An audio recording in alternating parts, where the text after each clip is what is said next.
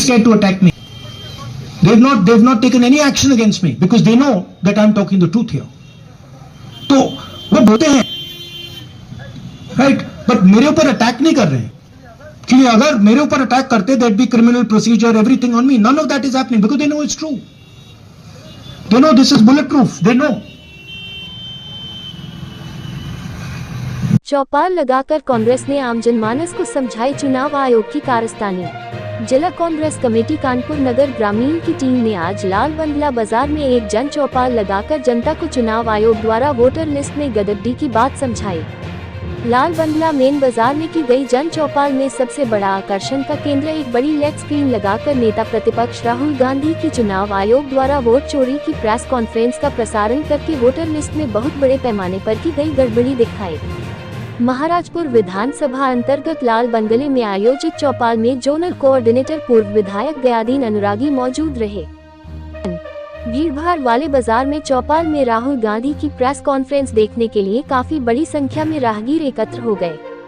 पूर्व विधायक गयादीन अनुरागी ने कहा कि राहुल गांधी ने चुनाव आयोग की कारस्तानी पकड़कर साक्ष्यों सहित साबित किया कि चुनाव में कैसे भाजपा ने धांधली की थी। अब कांग्रेस जन पूरी सजगता से वोटर लिस्ट और चुनाव आयोग पर निगरानी रखेगी।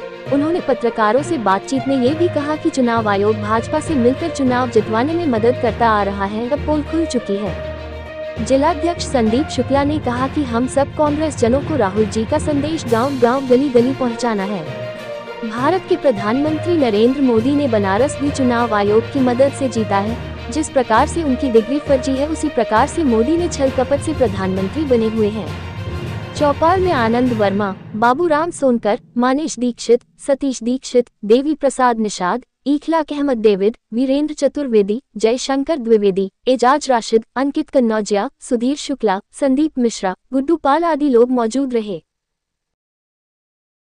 अदलदी विधायक जी, आज आप लाल बंगले में किस कार्यक्रम में शामिल होने आए?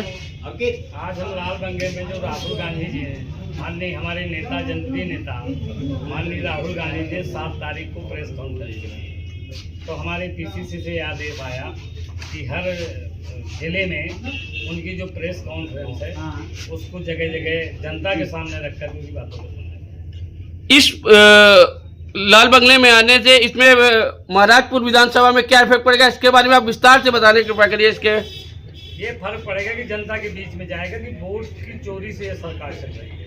वोट की चोरी के लिए इसके अगर चुनाव आयोग के ऊपर कार्रवाई नहीं होती, इसके बाद अगला कदम आपका क्या होता है? हम लोग ये प्रजातांत्रिक तरीके से लड़ाई लड़ रहे हैं। इस देश में लोकतंत्र है, अगर हमारी बात नहीं सुन जाती है तो हम सड़कों पे आएंगे, जेल भरने को मजबूर हो गए, धरना प्रदर्शन करेंगे। न्यायपालिका, कार्यपालिका सब जगह सत्ता पक्ष के लोग दुरुपयोग कर रहे हैं, इसके बारे में आप लगातार अनुरोध रूप से प्रयास कर रहे हैं, लेकिन कोई सुनवाई नहीं हो रही है।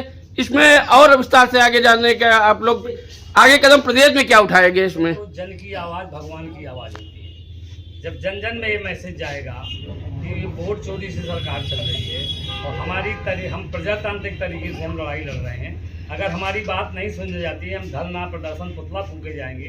तो जब हम पुतला फूके जाते हैं शांतिप्रिय ढंग से, तो हमारे खिलाफ मुकदमा कायम होता है। जैसे हमारे माननीय जनप्रिय नेता राहुल गांधी जी के पास करोड़ सैकड़ों मुकदमे लग गए, तो मुकदमे लिखने जाना हम लोगों के लिए मेडल है।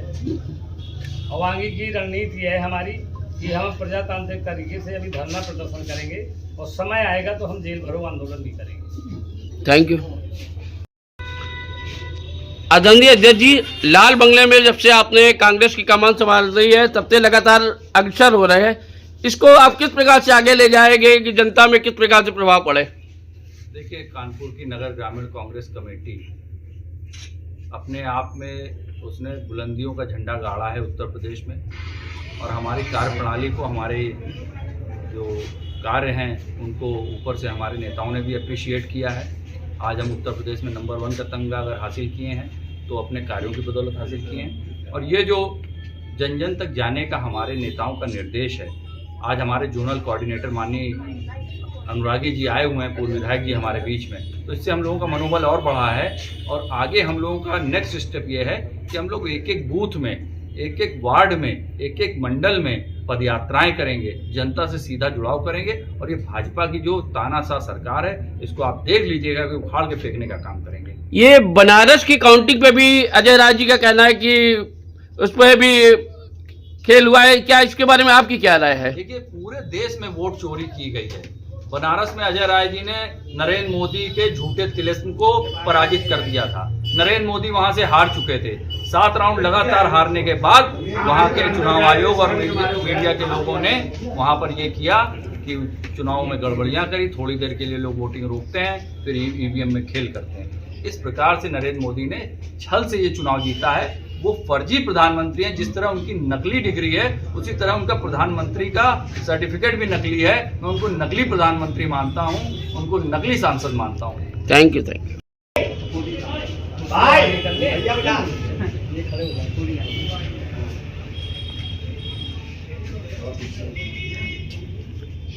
अदलजी विधायक जी, आज आप लाल बंगले में किस कार्यक्रम में शामिल होने आए? आज हम लाल बंगले में जो राहुल गांधी जी हैं, माननीय हमारे नेता, जनप्रिय नेता माननीय राहुल गांधी जी 7 तारीख को प्रेस कॉन्फ्रेंस की, तो हमारे पीसीसी से आदेश आया कि हर जिले में उनकी जो प्रेस कॉन्फ्रेंस है उसको जगह जगह जनता के सामने रखकर उनकी बातों को सुनना। इस लाल बंगले में आने से इसमें महाराजपुर विधानसभा में क्या इफेक्ट पड़ेगा, इसके बारे में आप विस्तार से बताने की कृपया करिए। इसके ये फर्क पड़ेगा कि जनता के बीच में जाएगा कि वोट की चोरी से ये सरकार चल रही है।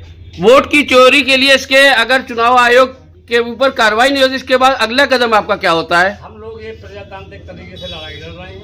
इस देश में लोकतंत्र है। अगर हमारी बात नहीं सुन जाती है तो हम सड़कों पे आएंगे, जेल भरने को मजबूर हो गए, धरना प्रदर्शन करेंगे। न्यायपालिका, कार्यपालिका, सब जगह सत्ता पक्ष के लोग दुरुपयोग कर रहे हैं। इसके बारे में आप लगातार अनुरोध तो प्रयास कर रहे हैं, लेकिन कोई सुनवाई नहीं हो रही है। इसमें और विस्तार से आगे जानने का आप लोग आगे कदम प्रदेश में क्या उठाएंगे? इसमें तो जन की आवाज़ भगवान की आवाज़ होती है। जब जन जन में ये मैसेज जाएगा कि वोट चोरी से सरकार चल रही है और हम प्रजातांत्रिक तरीके से हम लड़ाई लड़ रहे हैं, अगर हमारी बात नहीं सुनी जाती है, हम धरना प्रदर्शन पुतला फूके जाएंगे।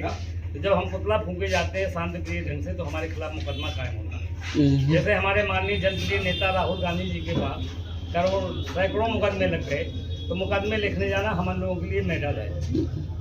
और आगे की रणनीति है हमारी कि हम प्रजातांत्रिक तरीके से अभी धरना प्रदर्शन करेंगे और समय आएगा तो हम जेल भरो आंदोलन भी करेंगे। Thank you.